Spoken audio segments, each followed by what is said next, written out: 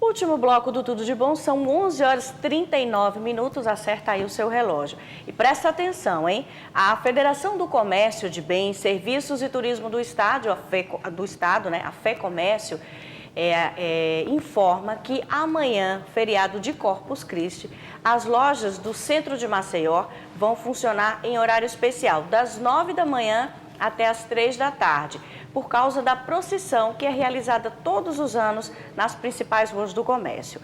Os 3 principais shoppings da capital funcionam normalmente, das 10 da manhã até as 10 da noite. As lojas âncoras já começam a funcionar a partir das 9, tá? E outros estabelecimentos, por exemplo, como o cinema, também vai ter programação normal, assim como os grandes supermercados aqui de Maceió. Já aí em Arapiraca, as lojas do centro não devem funcionar amanhã, porque a data este ano coincidiu com um feriado municipal, como nos informou aí o Sindilojas de Arapiraca, que é a entidade filiada à FEComércio. O Sindilojas orienta, inclusive, as empresas que desejarem firmarem um acordo aí com o Sindicato dos Empregados para não ter problema depois, tá?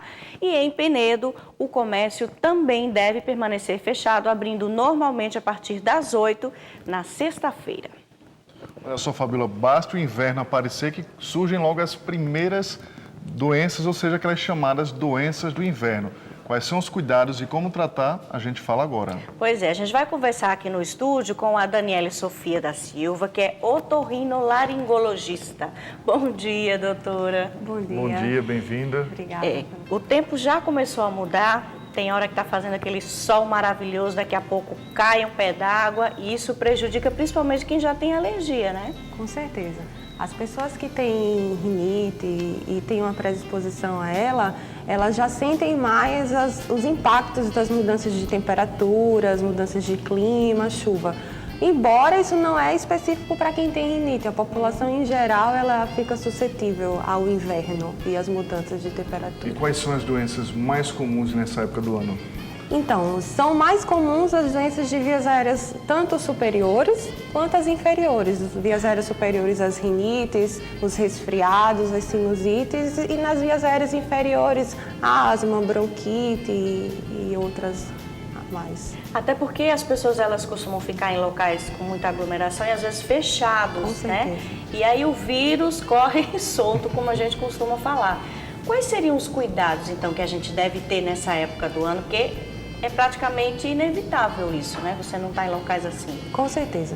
Primeiro, o cuidado pessoal, né? Que é se tratar da rinite, vacinação, no caso da influenza, que a gente teve uma campanha extensa aí para evitar a gripe. Então, se você se previne, você não vai contaminar outra pessoa. Os cuidados, o tratamento da sua rinite, os cuidados domiciliares para evitar a rinite e, subsequentemente, uma infecção secundária. E evitar aglomerados, shopping centers com crianças muito pequenas, idosos também, que leva a um maior favorecimento de uma transmissão interpessoal. A gente, quando está na rua, que chega em casa, às vezes esquece aquele simples hábito de lavar as mãos. Isso poderia ajudar também ou não? Sempre. Lavar as mãos é fundamental, né? Às vezes as pessoas estão no ônibus, estão num banco, cumprimentam algumas pessoas e não sabem se aquela pessoa está no período, não está ainda doente, mas está no período que a gente chama de incubação. Está com o vírus guardadinho e que a doença vai se manifestar. E nesse período, os vírus, as doenças, elas já são transmissíveis. Então, o simples ato de lavar a mão já previne de uma série de doenças. Aí eu pergunto, tem diferença? Como é que a gente pode identificar? Eu estou gripado. Eu estou resfriado. Tem uma diferença básica nisso? Tem. A gripe é uma doença mais sistêmica, mais extensa. É causada por um vírus chamado vírus influenza e ele tem sintomas maiores, febre, dores no corpo, associados aos sintomas de resfriado, mas são sintomas no corpo, são sintomas mais extensos, enquanto que o resfriado comum é mais o sintoma de coriza, garganta doendo, nariz entupido, dores de cabeça são sintomas mais leves. digamos E assim. quando a gente está assim, a gente corre logo para uma farmácia, se automedica. É, Então, vitamina medica. C nessa fase acho que já não adianta mais, né? Na fase da doença, o tratamento são sintomáticos, né?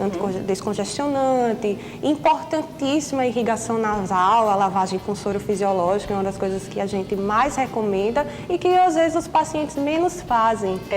E descongestionantes, antitérmicos, irrigação nasal com soro fisiológico são as medidas sintomáticas, porque é um período que vai se resolver só com os dias, as infecções virais, diferente das infecções bacterianas, sim, que aí tem que entrar com antibióticos e alguns outros medicamentos. Mas é como o Márcio estava falando, essa questão de não correr para a farmácia para comprar por conta própria. É importantíssimo, até porque você nem sabe muitas vezes o que é que realmente você tem. E algumas medicações, elas podem até agravar ou levar a alguma complicação de um quadro simples, por conta da automedicação, né, que muitos pacientes fazem.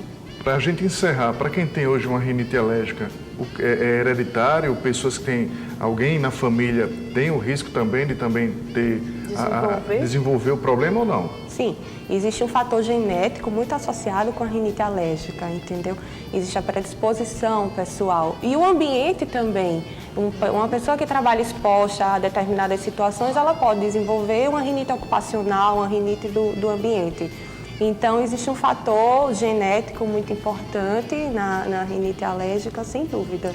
Chazinho de limão com mel resolve nesse período de inverno? Como não dizer para o paciente usar se ele se sente bem? Na verdade, assim, várias coisas. Bebidas quentes, repouso, evitar muito frio, ficar agasalhado, associado a alguma medicação, sempre vai favorecer uma recuperação mais rápida. Ok, muito obrigado por suas explicações. Agora, Obrigada. as pessoas agora estão mais antenadas com as alergias, né? Exatamente, todas essas doenças aí do inverno que sempre surgem, mas sabendo cuidar, dá para seguir em frente, a vida que segue, né? Com certeza.